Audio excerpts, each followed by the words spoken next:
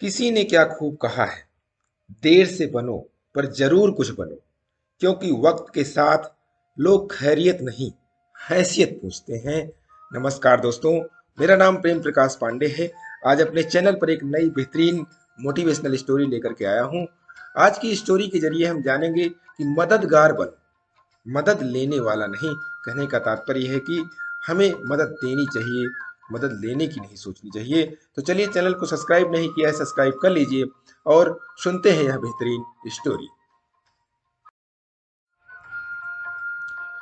एक बौद्ध भिक्षुक भोजन बनाने के लिए जंगल से लकड़ियां चुन रहा था कि तभी उसने कुछ अनोखा देखा।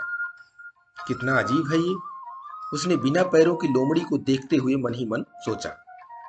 आखिर इस हालात में ये जिंदा कैसे है?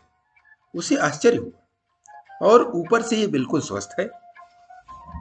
वह अपने ख्यालों में खोया हुआ था कि अचानक चारों तरफ अफरा तफरी मचने लगी। जंगल का राजा शेर उस तरफ आ रहा था।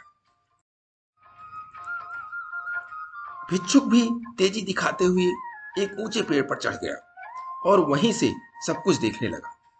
शेर ने एक हिरन का शिकार किया था और उसे अपने जबड़ों में दबाकर लोमड़ी की तरफ बढ़ रहा था।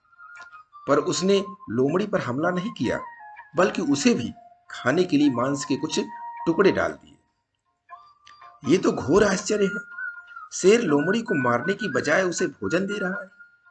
भिक्षुक बुदबुदाया, उसे अपनी आंखों पर भरोसा नहीं हो रहा था। इसलिए वह अगले ही दिन फिर वहीं आया और छिपकर शेर का इंतजार करने लगा। आज भी वैसा ही हुआ। शेर ने अपने शिकार का कुछ हिस्सा लोमड़ी के सामने डाल दिया। यह भगवान के होने का प्रमाण है, भिक्षुक ने अपने आप से कहा। वह जिसे पैदा करता है उसकी रोटी का भी इंतजाम कर देता है। आज से इस लोमड़ी की तरह मैं भी ऊपर वाले की दया पर जीऊंगा। ईश्वर मेरे भी भोजन की व्यवस्था करेगा। और ऐसा सोचते हुए वह एक वीरान जगह पर जाकर एक पेड़ के नीचे बैठ गया। पहला दिन बीता पर कोई वहां नहीं आया। दूसरे दिन भी कुछ लोग इधर उधर से गुजरे, पर भिक्षुक की तरफ किसी ने ध्यान नहीं दिया। इधर बिना कुछ खाए पिए वह कमजोर होता जा रहा था।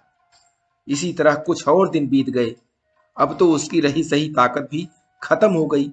वह चलने फिरने के लायक भी नहीं रहा। उसकी हालत बिल्कुल मृत व्यक्ति की तरह हो चुकी थी कि तभी एक महात्मा उधर से गुजरे और भिक्षुक के पास पहुंचे। उसने अपनी सारी कहानी महात्मा जी को सुनाई और बोला, अब आप ही बताइए कि भगवान इतना निर्दयी कैसे हो सकते हैं? क्या किसी व्यक्ति को इस हालात में पहुंचाना पाप नहीं है? बिल्कुल है, महात्मा जी ने कहा। लेकिन तुम इतना मूर्ख कैसे हो सकते हो? तुम ये क्यों नहीं समझे कि भगवान तुम्हें उस शेर की तरह बनते देखना चाहते थे, लोमड़ी की तरह नहीं। तो दोस्तों, हमारे जीवन में भी ऐसा ही कई बार होता है कि हमें चीजें जिस तरह समझनी चाहिए उसके विपरीत समझ लेते हैं। ईश्वर ने हम सभी के अंदर कुछ न कुछ ऐसी शक्तियां दी हैं जो हमें महान बना सकती हैं। जरूरत है कि हम उन्हें पहचानें। उस भिक्षुक का सौभाग्य था कि उसे उसकी गलती का एहसास कराने के लिए महात्मा जी मिल गए। पर हमें खुद भी चौकन्ना रहना चाहिए। कहीं हम शेर की जगह लोमड़ी तो नहीं बन रहे हैं। चौकन्ना और समझदार बने रहने के लिए आप प्रतिदिन सुबह 5:30 बजे एक नई कहानी, एक नई उमंग से दिन की शुरुआत करते रहिए।